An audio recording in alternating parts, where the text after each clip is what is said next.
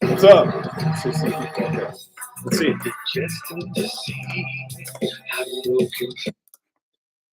Guys, I'm going to start talking in, let's say, 2 minutes. All right. Before that, I'm going to play some music for you.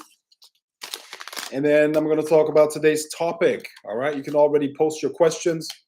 If you have any, let me know what you're struggling with. I'm going to solve that problem. Easy. Because that's what I do. I'm a problem solver.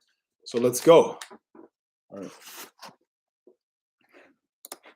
And that's just better for me. The situation intrigues. I am assaulted. I don't know how I succeed. Where am I now? So I'm living in drawn depression. Only the way this bill I see. Realize that it's for me.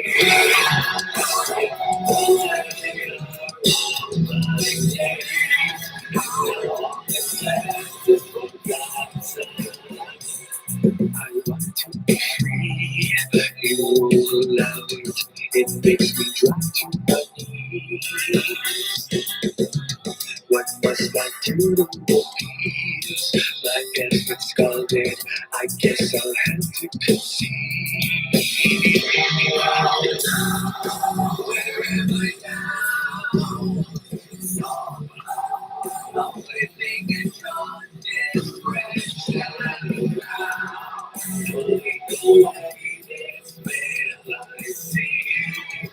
Realize that it's for me. Take away my days. How long is left to forgotten?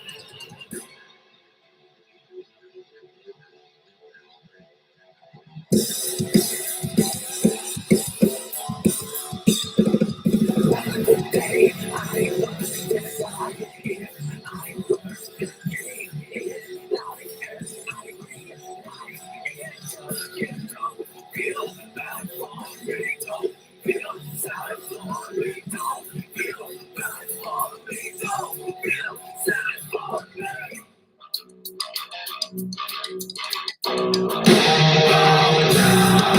Where am I now? I'm living in your discretion. Only the way this bill I see. Realize that it's not meant for me. Take away my days. How long is left forgotten?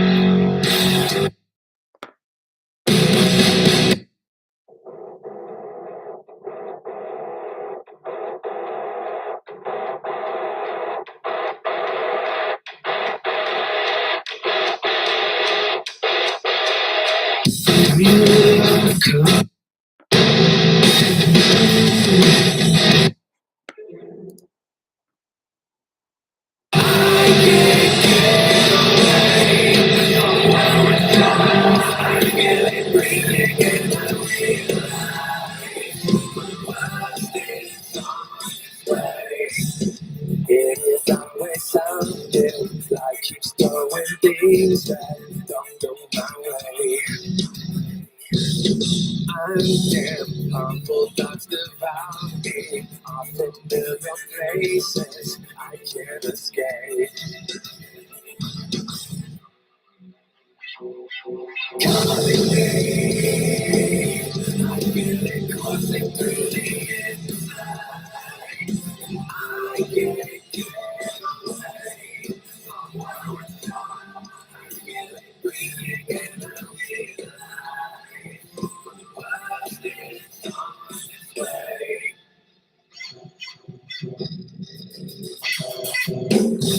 Makes you sick, but I deal with it.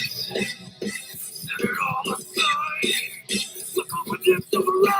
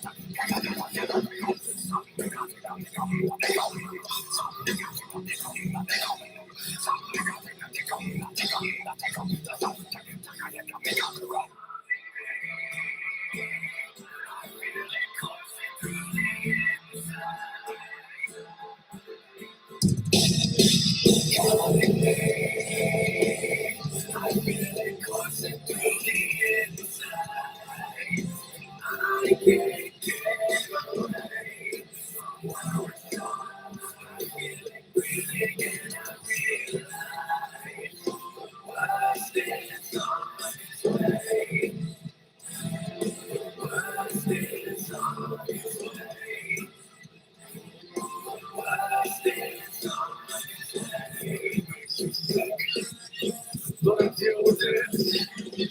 Set it all aside. Look up a depth of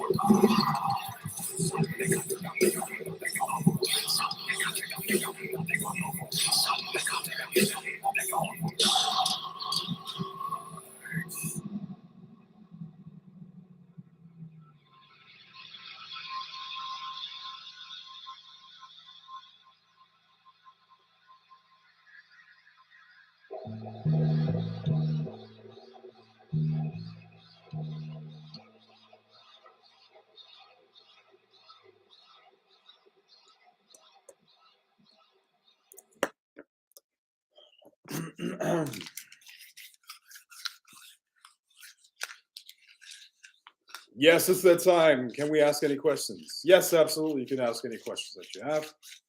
Not a problem. I'm going to do my best to give you good answers here, right? So, okay. So, welcome. This is Friday night. I'm here to answer your questions, like I said. Um, and I'm going to talk about a very specific topic. Once we hit 20 people, I think, didn't we have 20 people on? Never mind. Okay.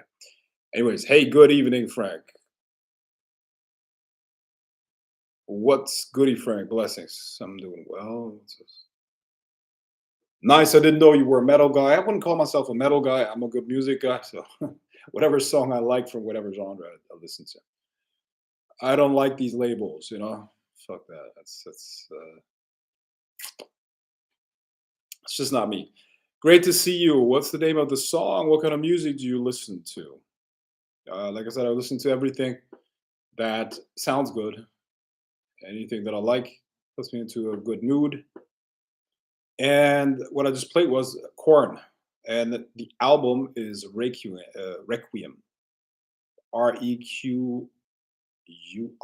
think. Requiem, something like that. Requiem. Okay. Um,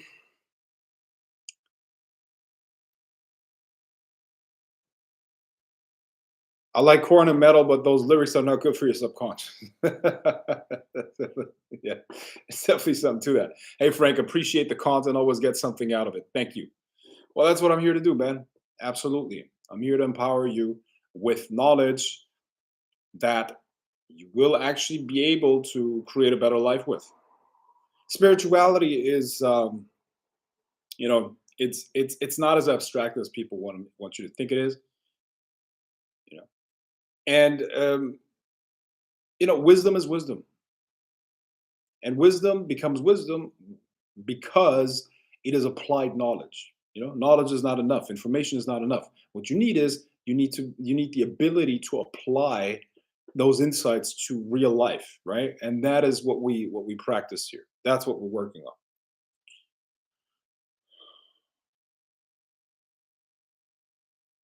All right. What's your opinion on starting a 3PL business? What is a 3PL business?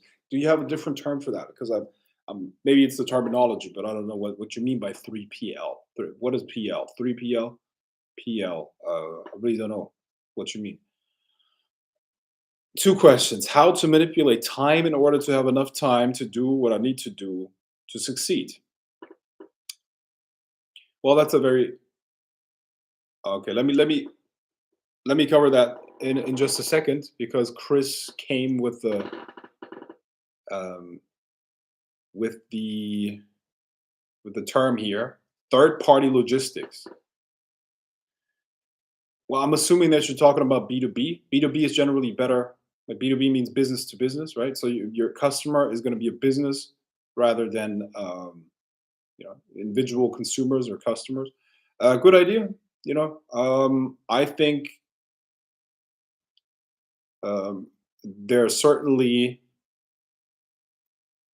you can charge them more. You can definitely charge them more. Okay, so if you wanna make a lot of money, B2B is definitely a better option than B2B, B2C. Sorry. So I mean, that's really I can tell you. That's all I can tell you because you didn't give me any details here. But what's your opinion on starting a 3PL business? I would say there's a lot of money in it if you get a good customer. Right? I'd say that's really it. Also, of course, if you have an exclusive or semi-exclusive or some unique um, way or ability to deliver what they need, you can of course like you got a lot of pricing power at that point, right? And pricing power is a very very important. See, when it comes to businesses, see, and this what I'm about to tell you, um, you can apply to investing. Because when you invest a stock, I mean, sorry, when you buy a stock, you should look at that stock and and you should look at that stock as a share of a business. So you analyze the company as if you were to buy the entire company, and then you buy a share from that because you're betting on how the company is going to do in the future, right? So there are a couple of factors that determine if a business is a good business. Yeah. What you're always looking for, the principle of value investing is the following. Okay. Value investing is about finding undervalued businesses, which means the following: the enterprise value, you know, should be higher than the cost of purchasing all the things that are part of the business. Okay, let me give you an example. You have a business which produces whatever bread. It's a bakery, right? Let's say the costs of buying all the machinery and employing all the people to buying all of that stuff would be, let's say, 500,000. Boom, there you get a price of 500,000. But the valuation of the business, meaning what it's worth in the market, is, let's say, 1.5 million. Now how does that work?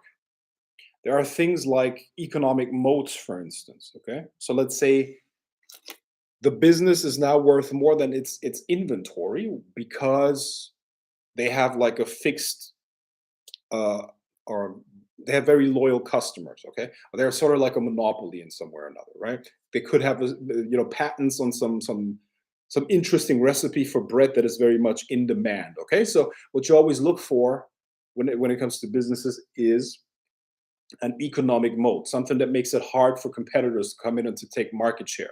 Okay, so you want to, like, if you want to buy stocks, if you want to buy a business, or if you have a business, you should always look for something like that. You need something that makes it harder for other competitors to come in. That increases the value of your business. All right. So think about how you can do that. How can you make yourself super valuable to those businesses? How can you give them something that nobody else can give them? That means that some other competitor can't just come in and under bet you. Okay. So you're always going to get the business because only you can deliver what they need and want. Okay, so think about how you can make yourself unique in that sense. Okay, so how to manipulate time in order to have enough time to do what I need to do to succeed?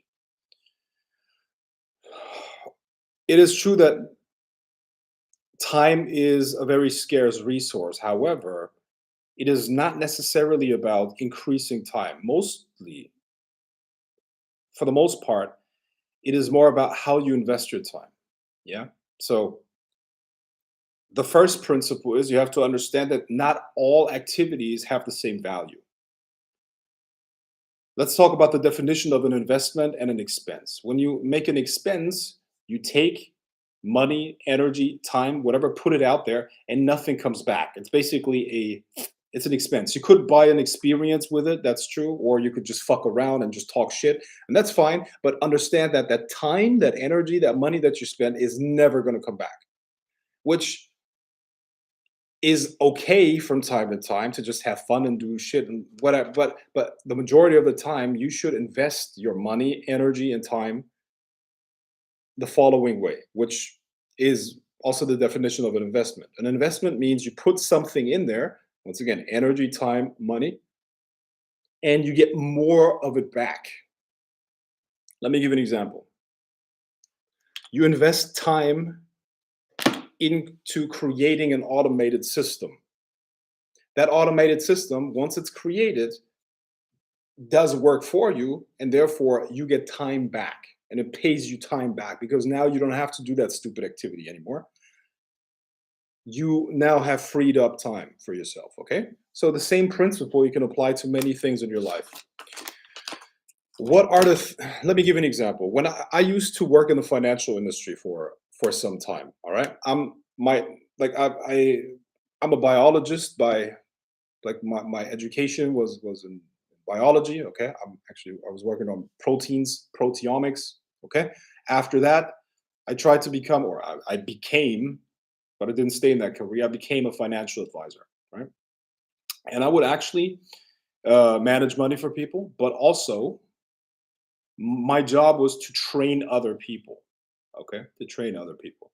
Now, when you train people, 80% of the stuff that you say is always the same stuff, and it's super time consuming. It's the same stuff over and over and over again. Okay, so what I did was I did some extra hours where I filmed all of the lessons that I would just repeat over and over and over again. Okay, so I would have one student, another student, or like people that would have to be trained that came new into the firm, and I would train them with the same stuff, and I would do that one on one most of the time.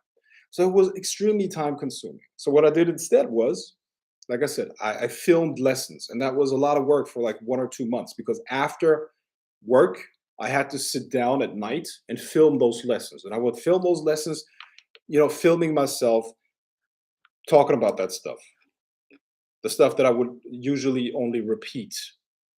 Right now, after a month, I had this in a video format, if that makes sense. Okay, so I would tell the people, listen, the new recruits. Okay, I would tell them, listen, here's what we're going to do. Instead of me just sitting here talking about that stuff, I would just tell them, listen, sign up for this email list, okay? And you are going to get an automized series of videos. It's going to teach you everything that you need to know. You can also press repeat, you can rewind, you can watch it however many times you want. And at the end of it, after you watched it, we're going to have another talk here. We're going to have some coffee. Okay, I'm going to invite you into the office. We're going to have a nice chat. And then everything's going to be done after that. Okay, we're going to talk about personal stuff, something that's fun. Boom, that's it. All right. So that little trick saved me about 80% of my time. Yeah. So now I had almost nothing to do anymore. Right. So when when I would go there, I would literally just have this first conversation with the people. Then I had them sign up for those videos. They would get the videos, and then the work was pretty much done. And then there was another hour that I would spend with them drinking coffee, talking shit. Okay. So you have to use this principle in your life wherever you can. Okay. And you will find that there are enormous ways of saving time just by investing your time in a smart way. So, investing your time in the sense would mean that you um, put a little bit of extra time into creating a system that then works for in an automatic fashion, and you don't have to put other time into it anymore. Okay, so like I said, it saved me about 80% of my time. Secondly, you can also invest money to make time. That's actually what a lot of rich people do. And hold on, but it doesn't mean that you have to be rich to start doing that. Okay, let me give you an example.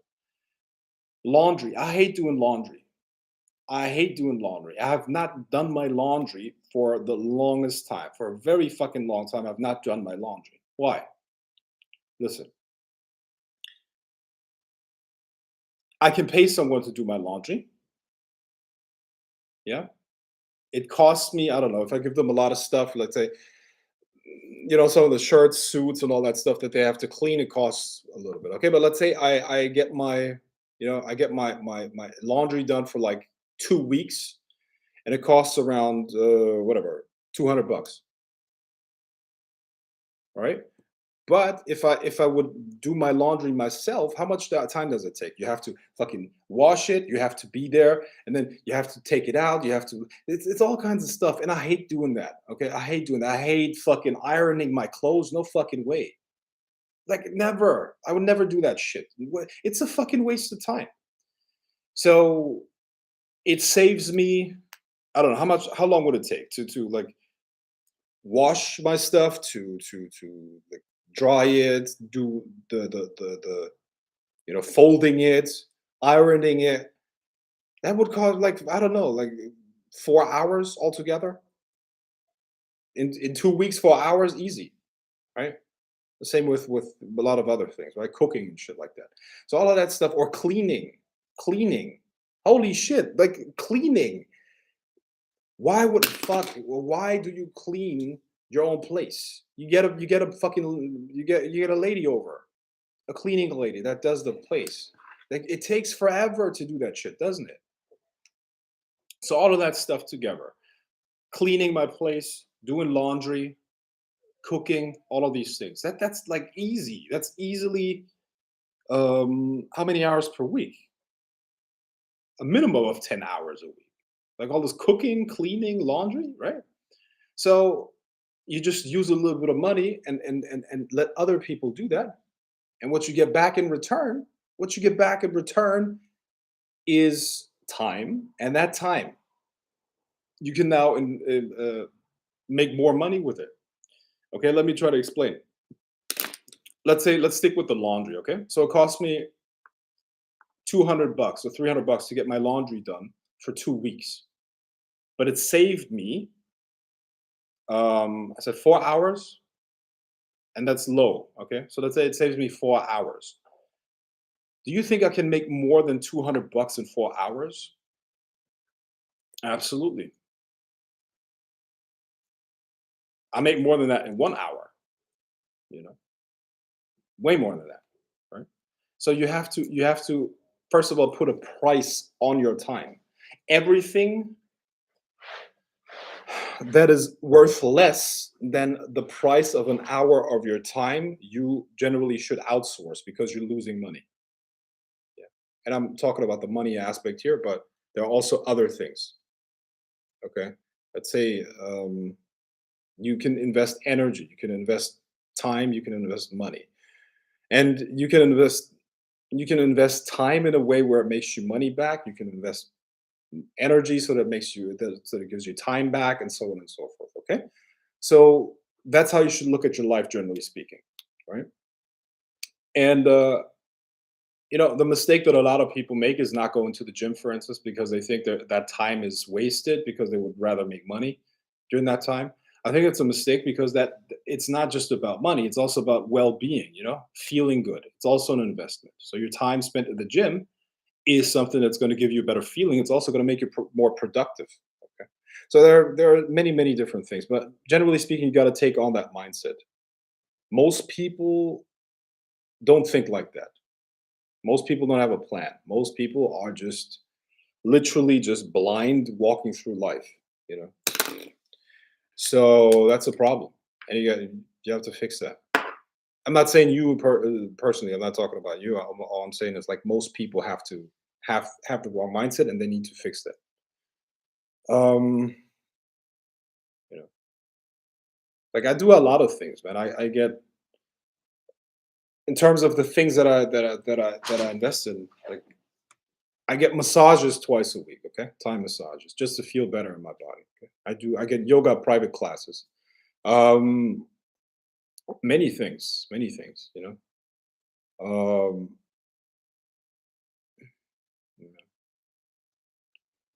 so yeah, it's a very important topic. So it's not necessarily about creating more time. It's more like freeing up time because the richest people in the world have the same amount of time that you have, right? But they're using it differently. What's this?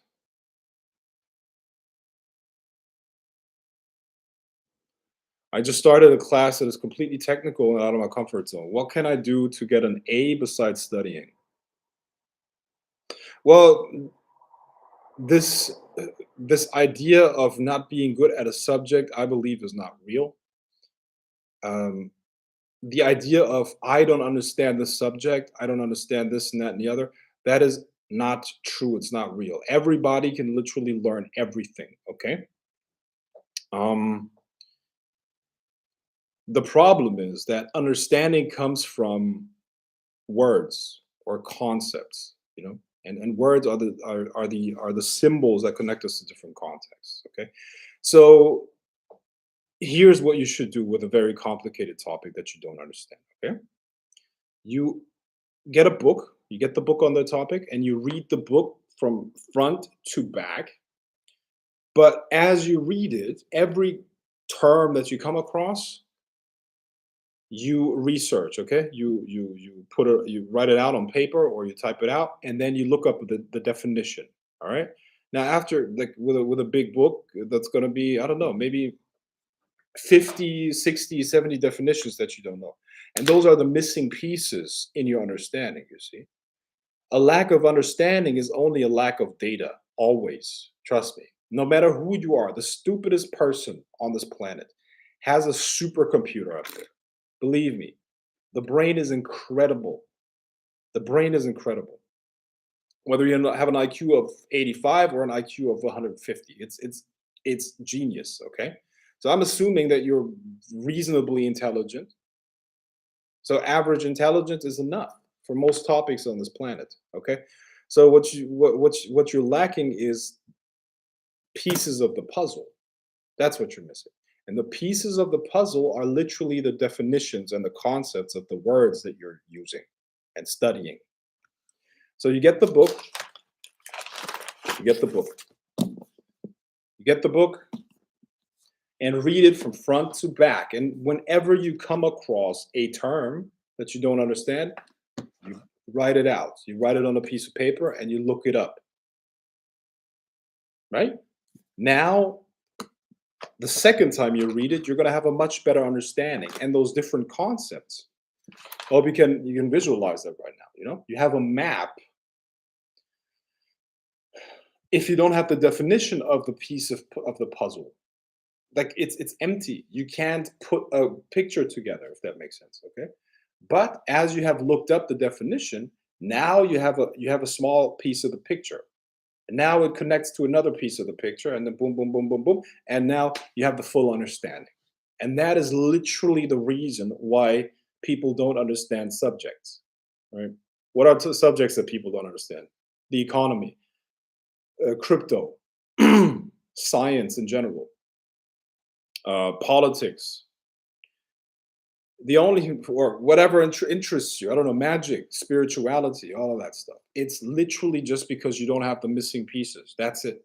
It's like a puzzle where you don't have enough pieces. So when you study, it's important that you learn the definitions. I don't give a fuck if you read 5 pages a day, as long as you understand the definitions of the words that you're reading. It's not about pages. You don't read for entertainment, you don't read to pass time, and you definitely don't read for vanity. Okay, you don't collect books and look, this is what I read, this is what okay, but did you understand it? You see what I mean? Understanding means you have the full picture, and you do that Look, if even if you read 5 pages a day, as long as you look up the definitions of the words that you don't know, you will become smarter and more intelligent, and your understanding of the world will grow. There's nothing you cannot understand. Everybody can understand pretty much all topics relevant to life. The brain is incredibly powerful. So it's like a quantum supercomputer. I'm not even kidding. But your data has to be there. The data has to be there. It's like garbage in, garbage out, like a computer. If you feed it garbage, it's going to give you garbage. If you feed it incorrect data, it's going to give you incorrect data. You see? Now, which leads me to another point, which is incorrect data. So don't assume that you know the definition of a word. It's mind-boggling how much people guess the meaning of a word. They guess the meaning of a term out of the context, and it's usually completely wrong. Usually completely wrong. So you need to understand and learn etymology. It will open up a completely new world for you. Okay, so this is also one of the reasons why society is suffering so much, and why the communication between people is just so wrong and so bad, and like misunderstandings are out of this world. Why is there so much misunderstanding? Because people are using words without having defined it clearly, without having agreed on a definition of what they're actually saying. They're just throwing these words out, assuming a certain meaning. But you have to have the same language as the person. That's why we have dictionaries, you understand? That's why dictionaries are important. Etymological dictionaries. Yeah. Etymology means the development, or the development, essentially the anthropology of a word, or epistemology, which is uh, no, sorry, no, it's essentially the development of a word, or how a word came into being. Epistemology, sorry, that's a different term, which means that how do you know that you know? Epistemology is essentially the science of, it's a philosophical discipline that questions the validity of your knowledge. Like, how do you know that you know? Right? How do you know that you know? How do you know that you know? You know, Socrates was one of the greatest when it came to that. Okay? Socrates would question everything. And you should do that too. Like, how do you know that you know? Like, how do you know that you know? Right? How do you know that you know? Look, we don't live in reality. We live in a hallucination of reality. Everybody has their own personal version of reality inside of their head. It's being hallucinated, literally. So, in order to change anything in the outside world, in the physical manifestations that you experience, the first thing that you have to do is you have to change your internal map. So, you have to, first of all, question the very foundations of your worldview, of the map that you exist in. And as you do that, you will find a lot of holes, a lot of incomplete ideas, assumptions. You know, the map is going to become clear, and it's going to show you a landscape that was not even of your own making. People fed you ideas about reality that are weakening you, and subconsciously you're operating based on those wrong ideas. You see what I mean? So it's very important that you restructure your internal map, and one of the ways to do that is what I just described. You have to question your assumptions. How do you know that you know? How do you know that you know? It's hard to make 50 grand a month. How do you know? How do you know that it's hard?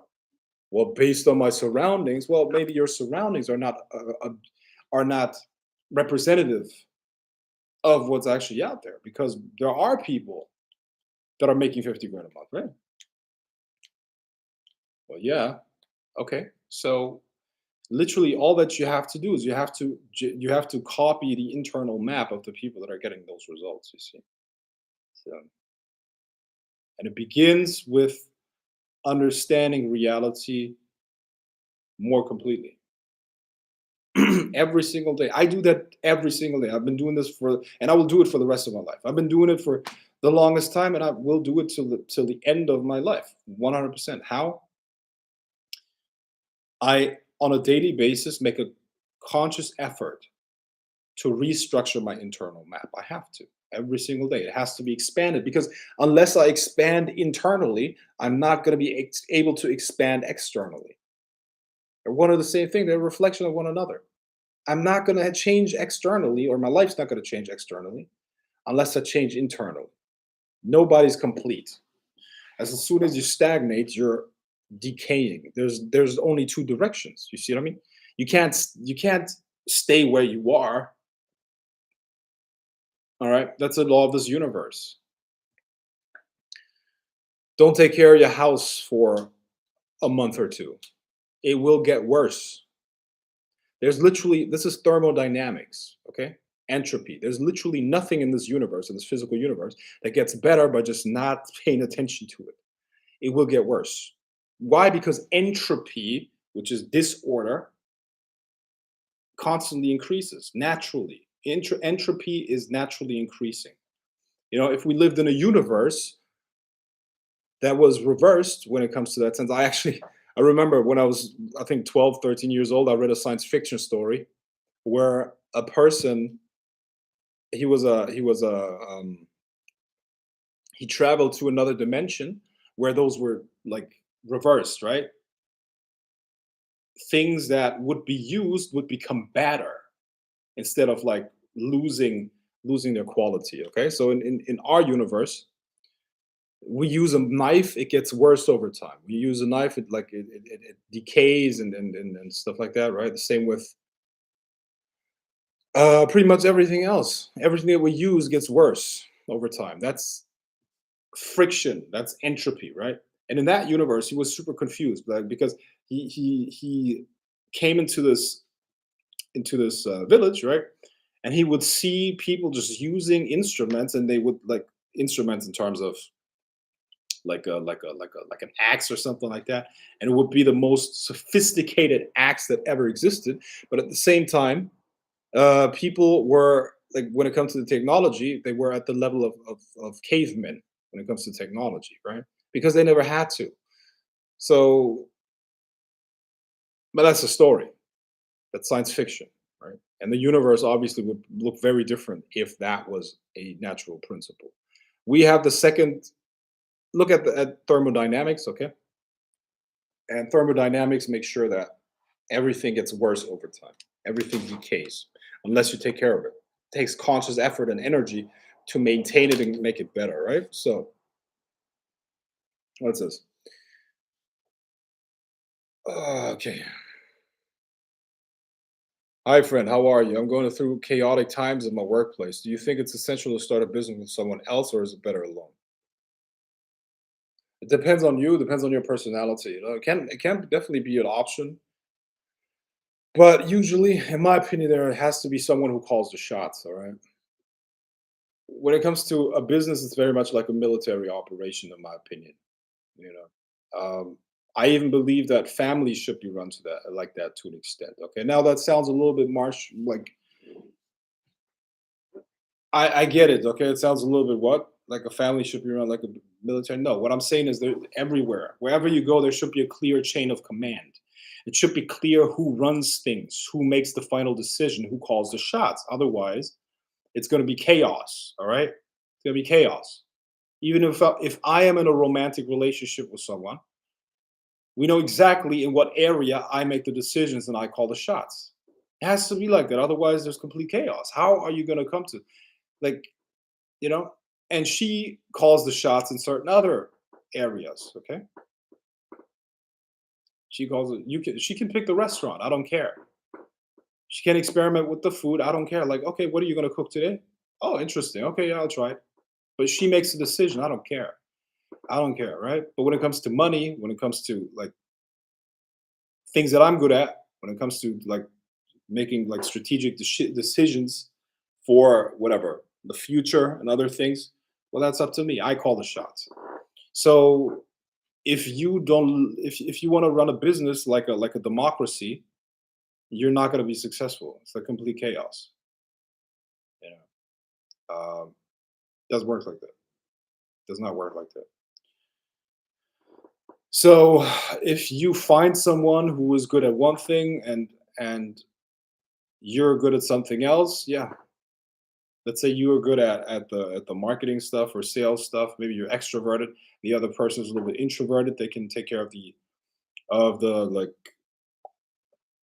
more technical tasks. Yeah, that could work out. Why not? But generally speaking, I believe someone has to clearly call the shots. But that's just my personal style. But also, what's the word? See, when you have a business, you have to have people that are held accountable. Responsibility comes from accountability. And if you can't hold a single individual clearly accountable for one area of the business, no one's going to feel responsible and shit is going to happen. Guaranteed. Okay. So if you have a business, you have a CEO, you have a CFO, all of that stuff, chief MO, a CMO or whatever, they all have to be in charge of specific areas and they have to be accountable for their respective areas. Otherwise, things are not going to work out. Believe me. That's very intelligent. I'm a genius. I don't know if you knew that. Legitimately, I'm a legitimate genius. Absolutely. Okay, thank you. I need to get creative with my time and prioritize what's most important. Yes. The gym improves your life in every way. Yeah, yeah, I agree. I quit Fiverr for the most part because the gigs only pay $3 to $5 per hour compared to 10 to 30 for animal care. I accepted a $20 Fiverr gig and it has already cost me 5 hours. Wow. Yeah.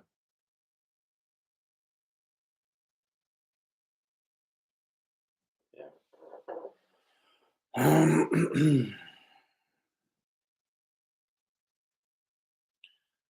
Listen,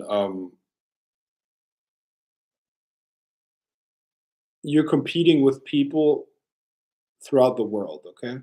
When it comes to Fiverr and those things. If you're in India, $20 is money, okay? It's like more the equivalent of 200. You can take the dollar amount and multiply it by 10, and that's the purchasing power, the value that it has in like countries like India or Thailand or whatever, right?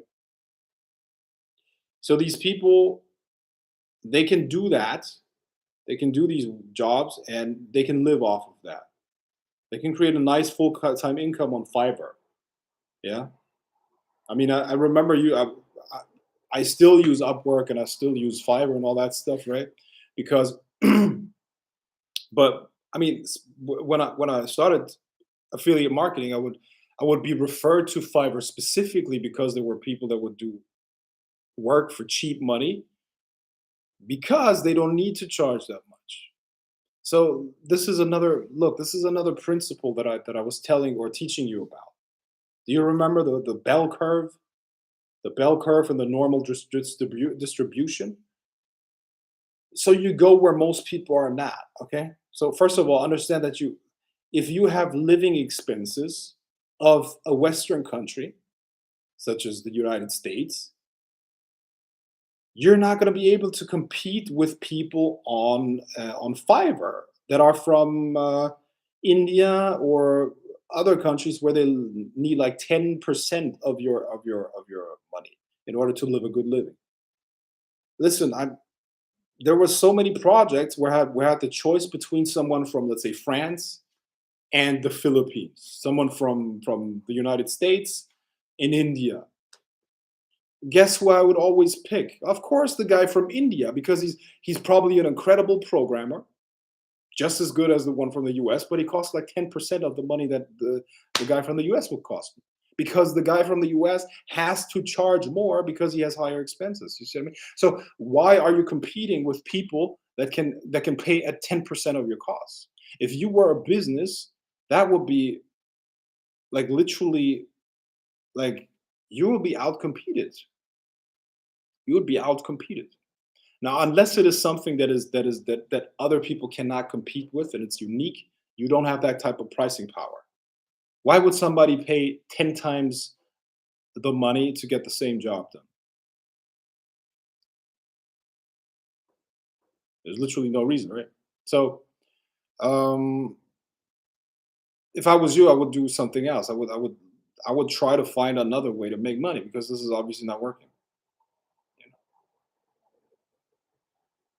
You're in competition with people from they don't give a fuck.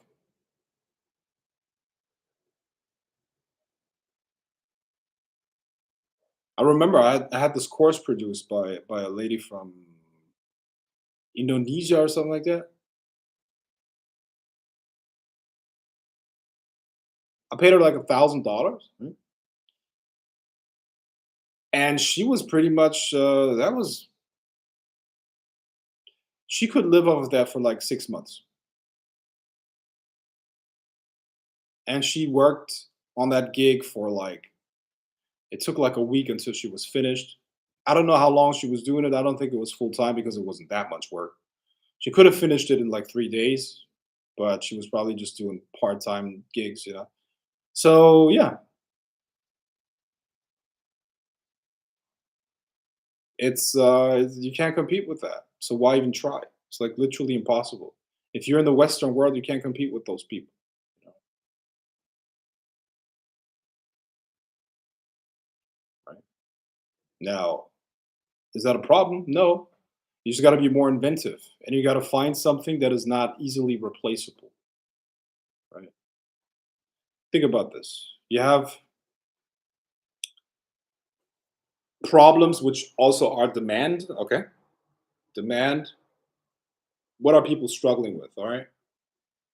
Whenever you got a problem and you can provide a solution for that, you got a business. That's it. Right. And then how can you provide that solution in a way that is not easily replaced because that gives you pricing power. That gives you pricing power. So what are the things that you can offer that make your solution unique? Boom. Now you got boom. Now you got the second thing, and where both of those meet, this is where you go in. This is your niche. Yeah. Also, you can add on that. Where's your like, who's your who's your target market? You know, who do you want to sell to? You know, to an extent, it depends on the product, obviously, but you should think of the customer first before you create the product. Actually, you know. So once again, I keep coming back to this one business that is still paying me. It's a six-figure business, and it took me like a month, a full month to get it up and running. Right? BringYourExPack.com, where it's essentially just a course that teaches people how to get their ex-girlfriend back. That's it. How did I get that idea? I just read an article where people were put under like this machine and it was measuring their brain activity during a breakup, and they were literally like their pain centers were really stimulated, right? So if you now that's value right there. If you can help somebody alleviate that pain, it means that you got value. You got a business there. People will pay money for you to help them to alleviate that pain. You know. And I created a course for that, bought the domain bringyourexpect.com, put the course on there, sell it for 170. I sold it for $197. I did YouTube apps for ads for it. I did Facebook ads for it, and it's still selling to this day.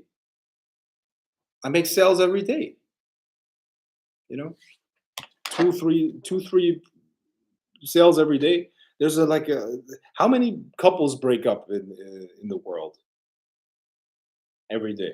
A lot of them, you know.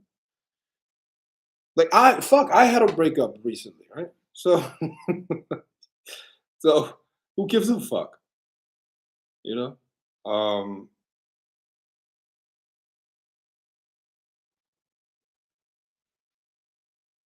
Let me show you the YouTube ad. Bring your ex back.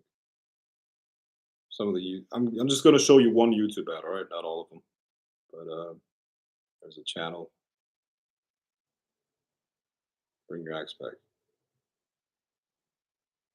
There you go.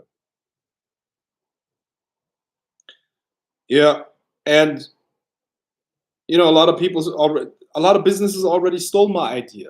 You see what I mean? When I did this, when I put this out there, which was like the beginning of 2021, there was not a single fucking YouTube channel um, that was about getting your ex back. You see? But now there are like one, two, three, four, five, six, seven, eight. Like, listen, those are all channels. Those are all channels focused on getting your ex back. Boom. You see? Beginning of 2022, there was not one. I was the first. You see? So you got to be fast too. In this economy, things move fast. And look, it made me look, this little idea, 1 month of work made me a couple hundred thousand. It made me definitely six figures a year, which is, once again, it's not hard. You pay 197 per course, right? You say, Facebook marketing and then YouTube ads, whatever you pay, you sell on average two a day. Okay, two a day. That's $394 per day. Boom. Then that's times 365, meaning the days of the year. That's almost 150,000, 143,000. Actually, it was a little bit more than that. Okay. And so, yeah, this little idea, this little income stream made me 300, 400,000 over like since I put it out there. And at one point, it's not going to make any money anymore because there's going to be too much competition. Something new is going to come in, blah, blah, blah. But it doesn't fucking matter because the good thing is, in this economy, in this capitalistic system that we live in, you can always create something new and the economic energy is going to flow into that new thing. But you got to understand how to create a good, like, niche. You see? So you have to be inventive and creative. That's the first thing.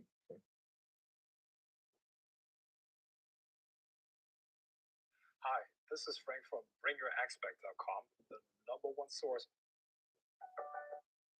Learn the secrets to get your ex-girlfriend back. Hi, this is Frank from BringYourAspect.com. I don't know if you I don't know if you recognize that voice. I don't know if you recognize that noise, but that's yours favorite. Learn the secrets to get your ex-girlfriend back.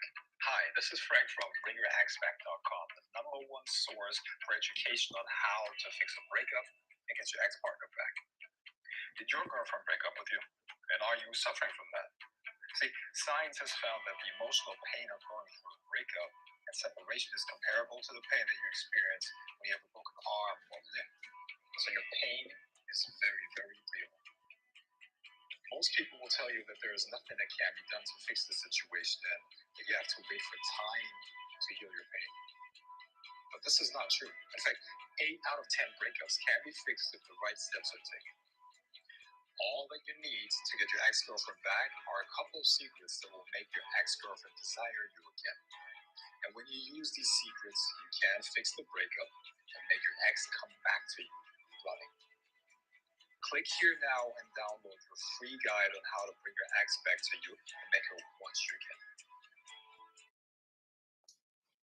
So, you just gotta listen.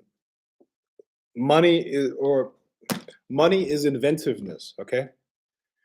The good thing is there's no limit to the amount of ideas.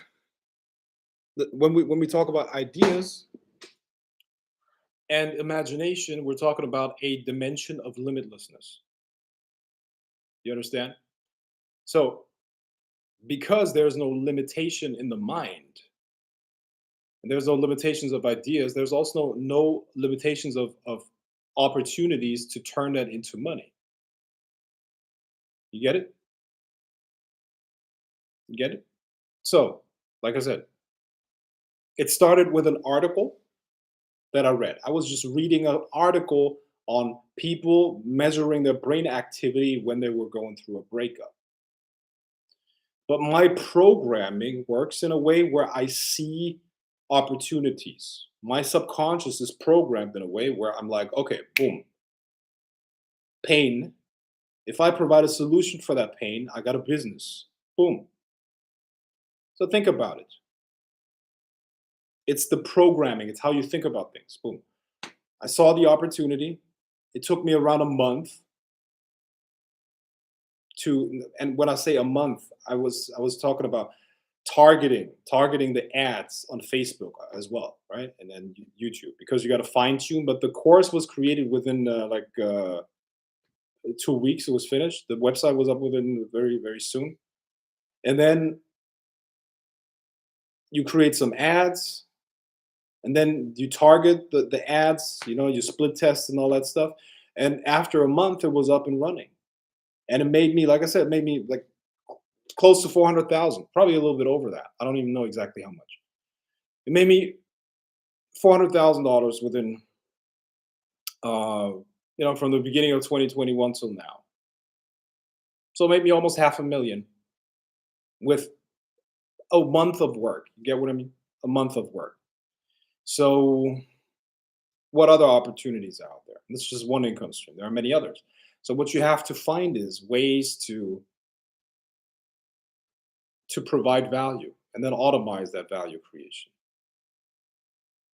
I never try to wanted to get my expert, but I know your product is the best. Well, thanks. But that's not even the point. That's not even the point of it. Like obviously, yeah, the product is good, but that's not the point. The point is how do you transfer things into money? That's it. The world is full with money making opportunities. I promise you. Everywhere you go, you have a money opportunity. Everywhere. Everywhere. It's just that you don't see them. Because you think of things in terms of a consumer. You got to become a producer, not you're a consumer. I promise you, you think like a consumer because that's how you've been trained to think all your life. You consume. You go to a job, you get the money, and then you spend it again. Like in fact, if you have money in your pocket, it burns a hole in it. It burns a hole in it. You can't keep it. You can't keep it. You got to spend it on some bullshit. You literally walk through the city or through the mall.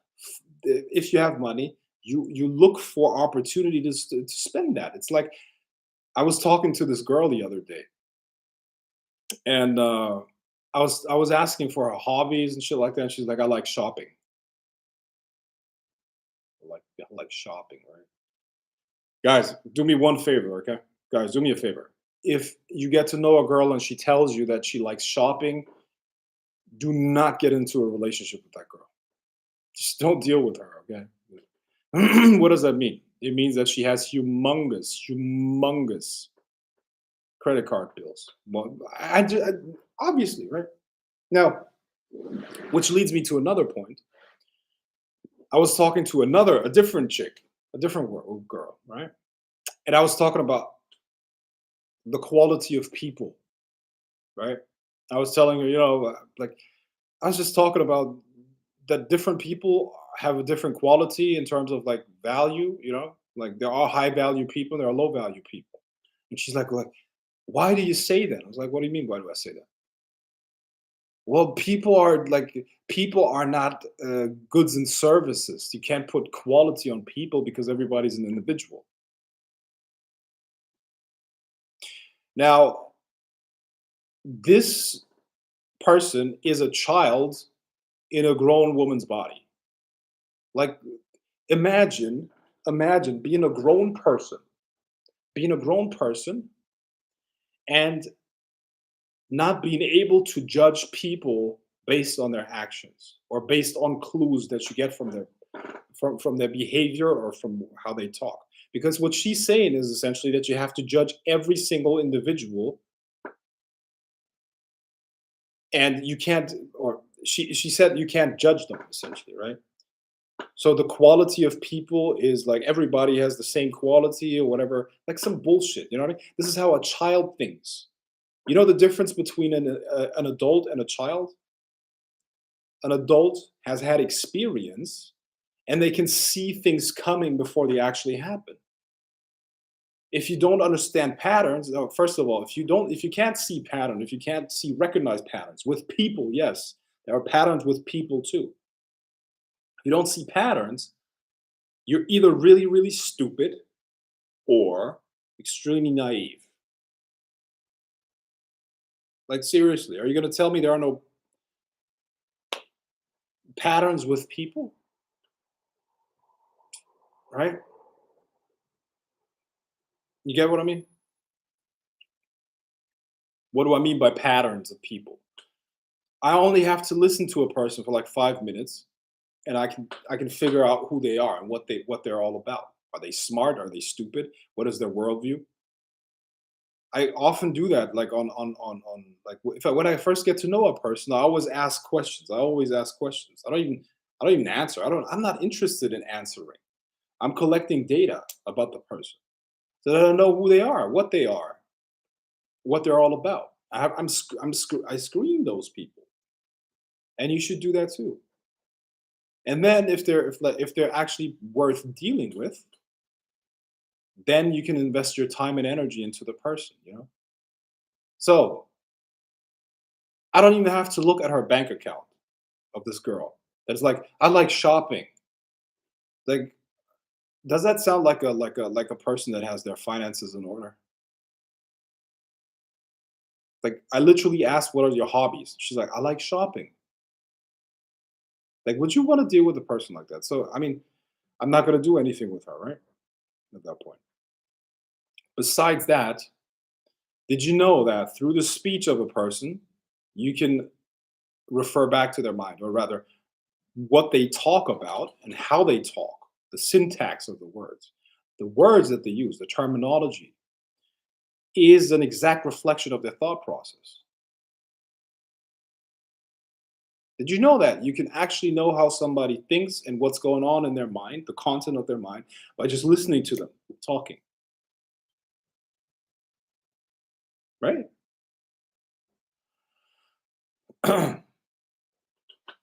And that is also a reflection of the map of their mind and the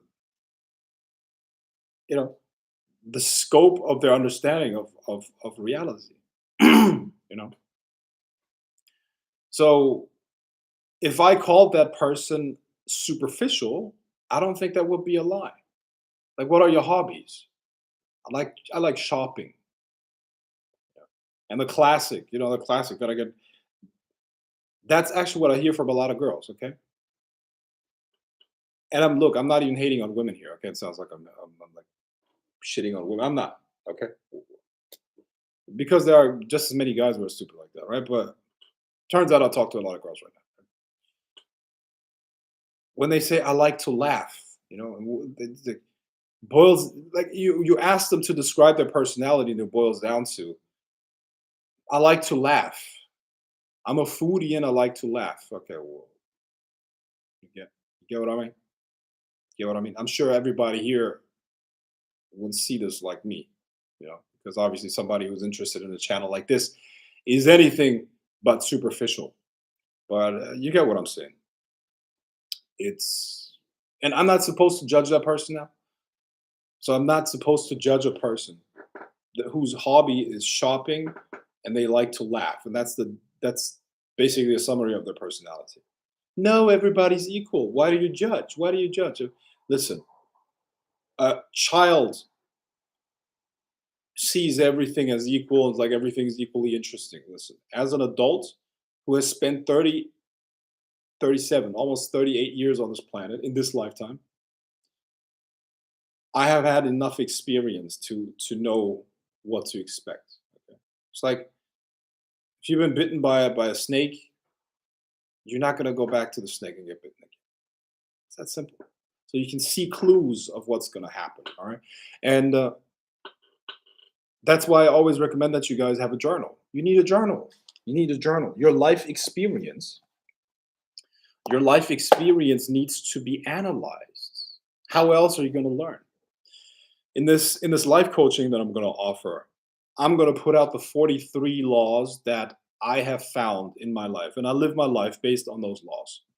I live my life based on 43 laws that are the result of my experience and my studies over decades.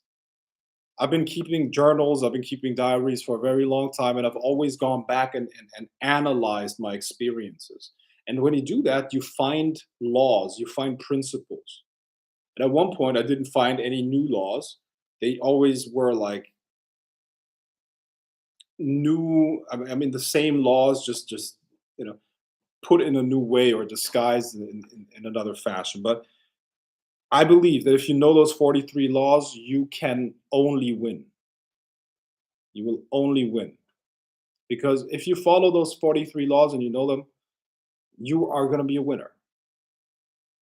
And I'm going to put them out for free. I'm going to actually put them into an ebook, and you're going to get them for free, which is going to be uh, my first gift for you in this life coaching that I'm going to put out there.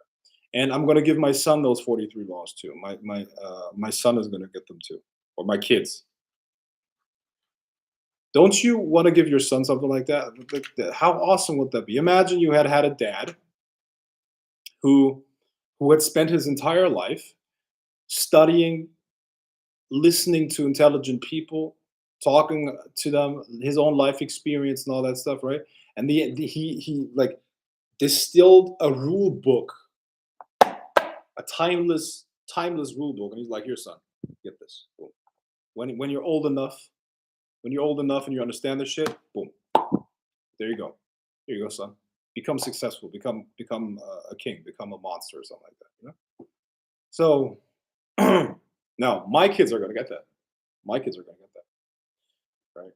Unfortunately, my dad didn't give me that. He gave me a lot, but not something like that. So, don't you want to give your children something like that? Don't you want to give them a head start? Way better than money. Way better than money. Money destroys children, by the way. Okay. I don't think your I don't think the children should get money, or they should get it very, very late, and only under certain conditions. But children shouldn't get money. They shouldn't be born with money. You look at the statistics, it destroys them. Okay, it destroys them. They rarely turn out good. So if you make any money in your life, you shouldn't give it to your children at all. You should raise them well, okay? And then they should not have access to any kind of money until they have proven themselves worthy of it. And then you can give it to them. All they need is mindset. All they need is mindset. And then they can make their own money. And then you can inherit your stuff, okay? Because now you know it's in worthy hands, right? So those 43 laws are the mindset that I'm going to give to my children. And since I don't have any children yet, you're going to get them for free because I want you to succeed with them as well. Okay. And I literally live my life based on those 43 laws. 40, yeah. I literally live my life based on those. That includes everything. Like the lessons that I learned from working with spirits, the lessons that I learned from like studying mundane subjects, the lessons that I learned from like studying with Freemasons, you know. I used to be with the Freemasons and other organizations, you know, the magical orders and what I learned there, and other things, right? So it's like a compendium that will help you get very far. Yeah.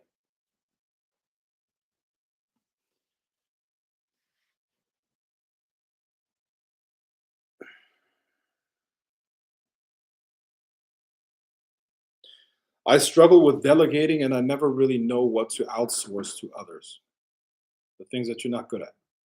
And like I said earlier, if you got first, you got to put a money amount on your time. So how much can you generate in an hour in terms of money? And anything that is cheaper than that, you outsource.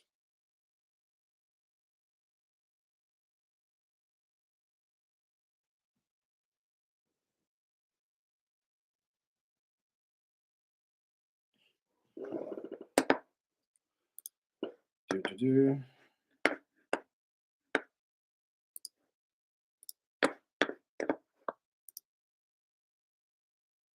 What is this? Mantra. Somebody invited me into the group. Okay. Man, these are some nerdy ass glasses, right? I've been I've been wearing these smaller ones, but it broke. The glasses broke for some reason. And now I'm wearing these big ass nerd glasses again. God, no, that's weird. You know, it's funny what glasses do to your face and what they do to your like image. You see, right? Look completely different now. I look like a total nerd right now, right? Like a um, you know, like Superman and Clark Kent, right? Clark Kent.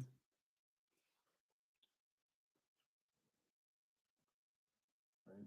Now it's Superman. Superman. Superman. Clark Kent. Superman. That's funny. All right, Frank. What do you see the future generations be like in 30 years? Do you see us space traveling more? Not within 30 years. No, not within 30 years. I mean, generally speaking, until 2025, it's still going to be chaos. All right. Right now, since COVID, since 2020, everything's been kind of like very confusing, you know, and it's going to stay like that till 2025. Then, it's going to be a better phase.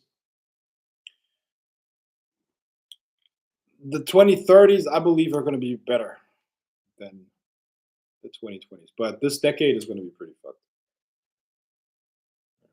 And I have my suspicions here. There's like this.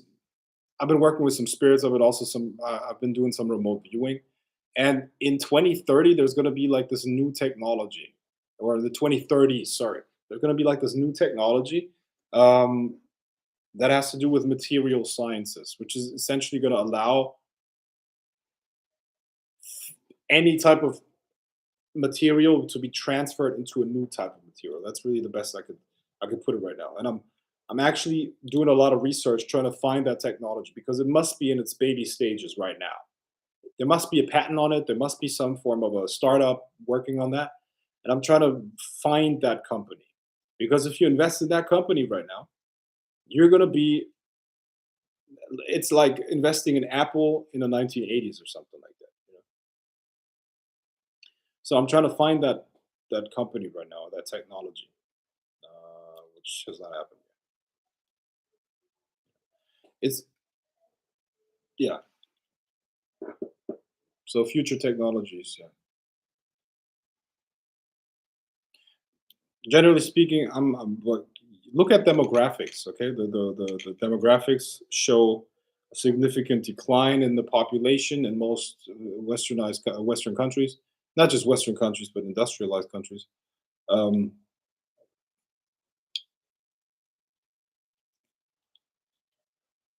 which also means a decline in the economy, obviously, right? Because there are no like, in order to have a growing economy, you need a consumer base because the production has to be consumed. There needs to be a market that can um, swallow that production, if you will. Right? But if there's no market because half the population is gone or something like that, then it's going to be a problem.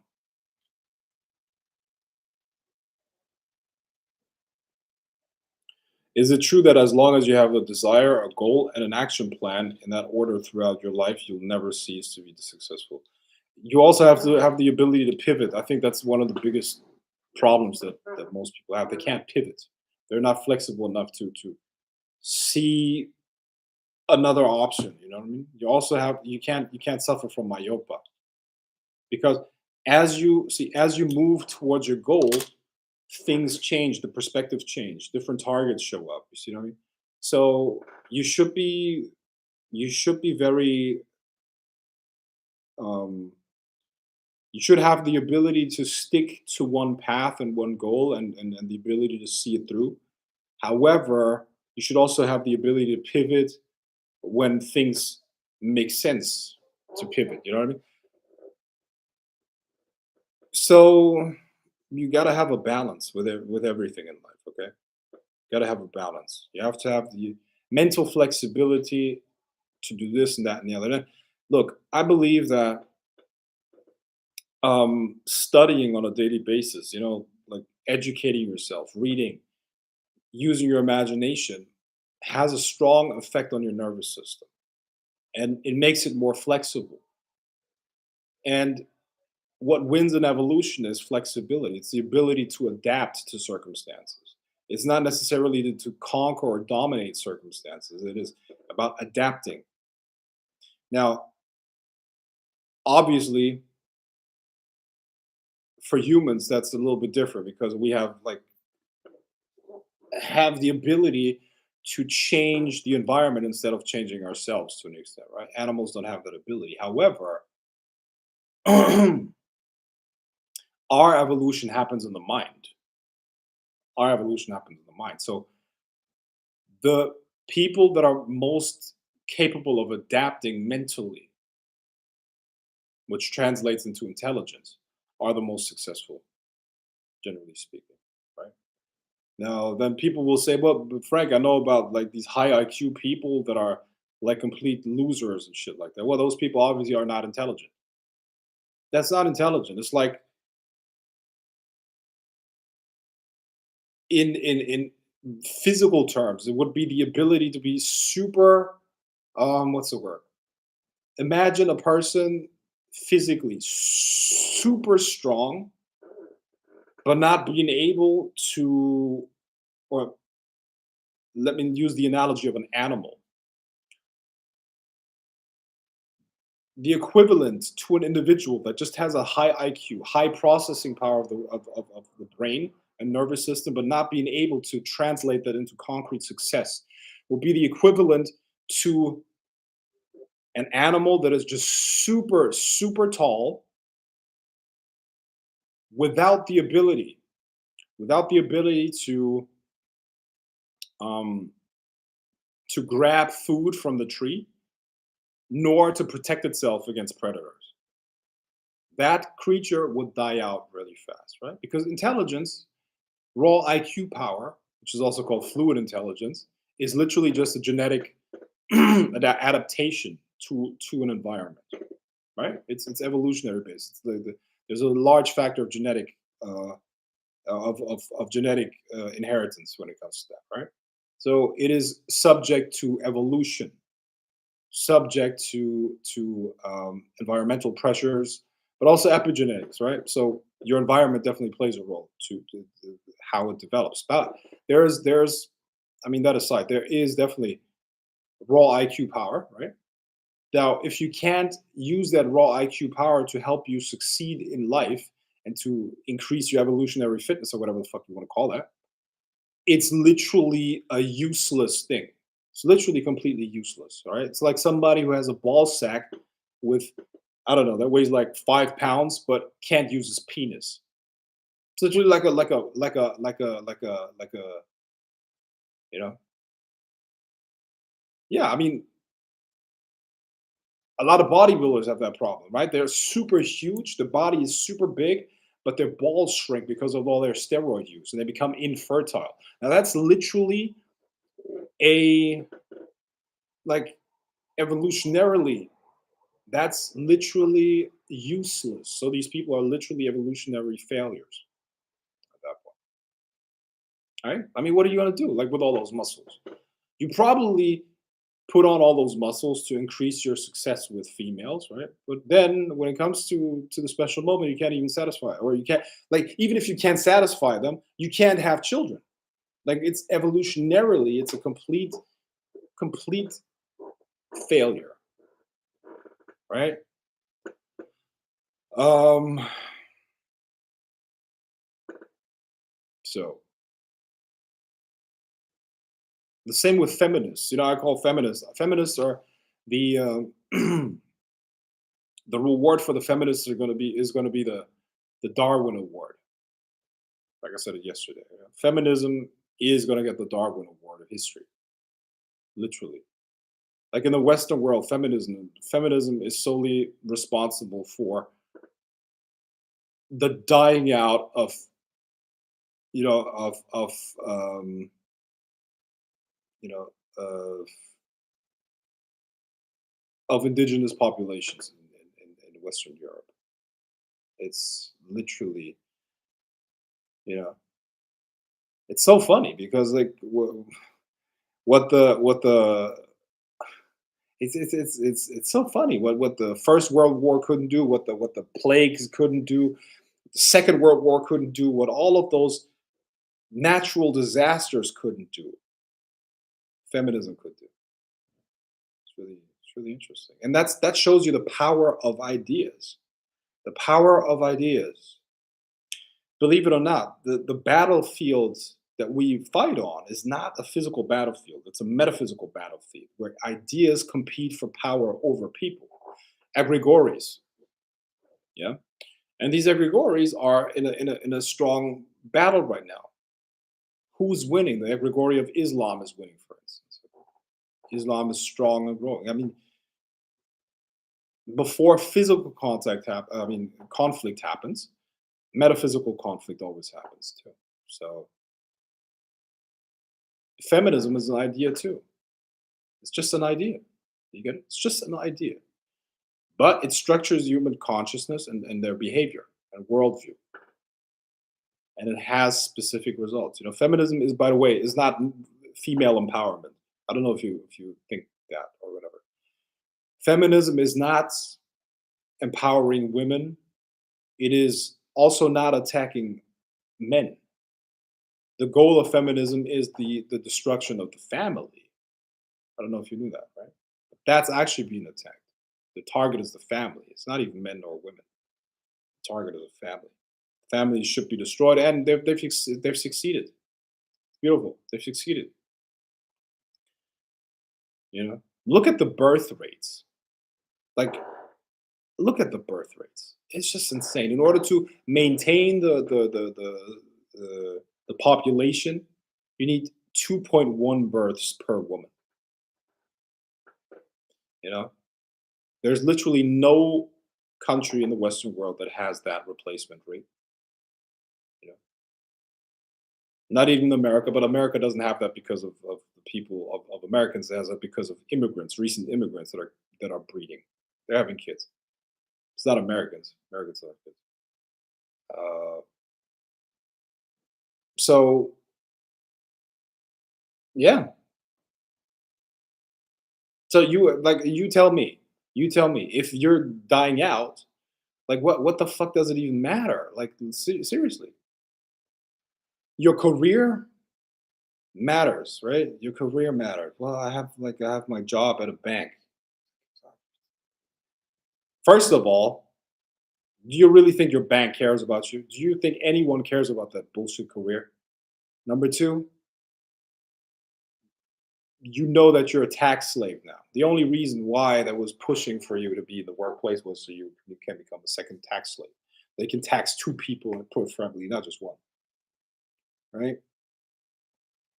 Um, but to each their own. Once again, it's a Darwin Award. People that buy into these stupid ass ideas, they deserve to, like literally, they deserve not to procreate. That's great. So that's it. It's nature's judgment, or you can call it God's judgment too, right? Do you believe our consciousness has to become more advanced as a collective before we can travel into other galaxies? Personally, no, I don't think so. Why? Our consciousness collectively. Listen, I don't believe in these conscious collection, like collective consciousness expansions, or I don't believe that's real. Consciousness is not like a linear up, like it's not that throughout history consciousness goes up and up and up. Our consciousness is subject to solar cycles. Okay, it's not a it's not something that is separate from its environment. So there are cycles in the solar system, and the solar system affects human consciousness. Okay, as a group. And there are depressing cycles and there are upswings.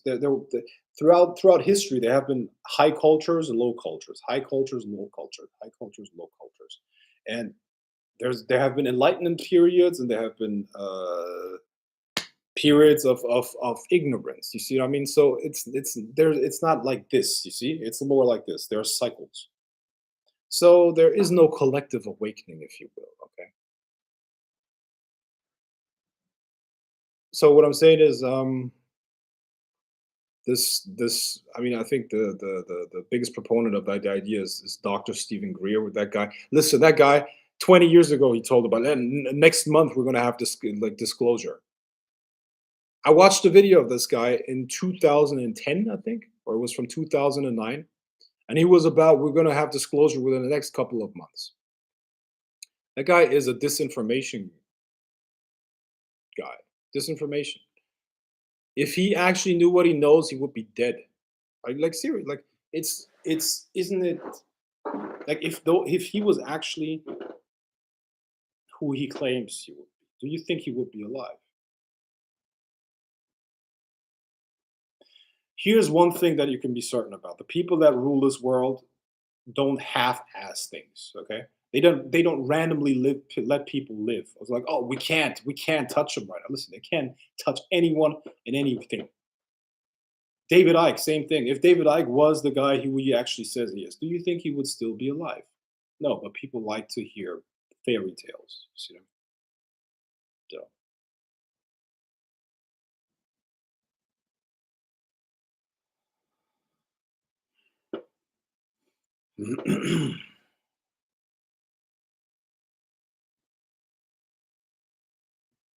Peace and balance, family. What's the science for tonight? Cyclical time versus linear. Yes.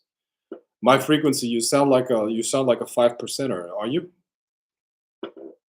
Peace, God, or what do they say? You sound like a 5 percenter. I'm not criticizing here. Yeah. Can you drop the supreme mathematics for us? Supreme mathematics. Give us the 12 joules, bro. Give us the 12 joules, brother. Give us a 12 joules. Supreme mathematics. Sacred alphabet.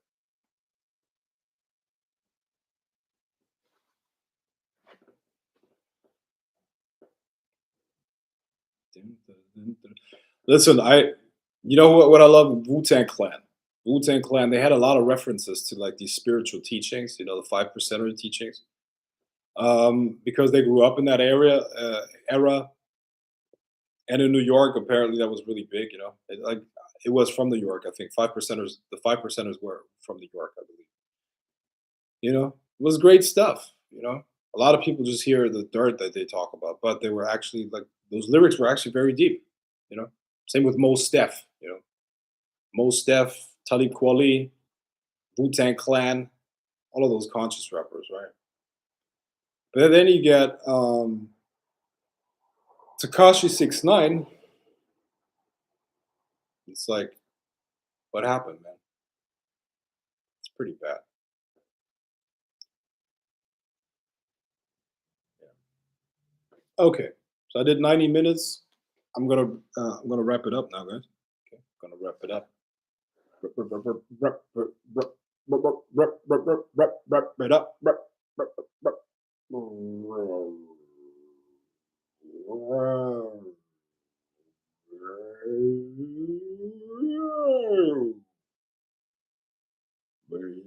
Yeah, wrap it up now. So, what we're gonna do is Saturday night gender fight tomorrow. Saturday night gender fight. The last two, no, we had it 3 times already, right? It's 2-1. The ladies won twice. The men won once. All right. And last time was really embarrassing for the men because only one guy was really like post. No, there were more than one guy posting shit, but it was only one guy who was bringing his A game. Okay. Tomorrow, I want to see some more, guys. I want to see some more from you. I want to see some really, really. I want to see a battle here. All right. You can't always let the women win. Okay. Now I think Anna won twice, right? I Valence won another time, right? So we'll see if those guys are going to be on tomorrow. But you got to bring a better game tomorrow, guys. Seriously, okay? Bring a better game. So I'm tuning out. I'm gonna have my protein shake now that I'm headed to bed. You gotta eat the protein. You gotta eat the protein for for what? Muscle. Yeah. How's your biceps gonna grow? How's your biceps gonna grow if you don't eat the protein? Right? Like, listen, we're talking about important things here, okay? Your biceps, your chest, and all of that stuff, right? Like, how is all of that gonna grow if you don't have the protein? Okay. All of the spiritual stuff aside, let's talk about the important things. Seriously. When's the last time you checked the size of your biceps, guys? Huh? When's the last time you checked the size of your biceps? I mean, really, you can't just spend your whole day studying things, the mysteries of the universe and all that stuff that is like invaluable knowledge. No, you gotta figure out the size of your biceps, and you gotta work on increasing the size of your biceps every single day to the point where the last thing throughout the day that you do is have another protein shake. It's funny. Actually, I didn't even train my biceps today, but you get the idea, right? Got to take it serious, man. Got to take it serious. All right, all right. I see you tomorrow. Saturday night gender fight. Okay. Peace out.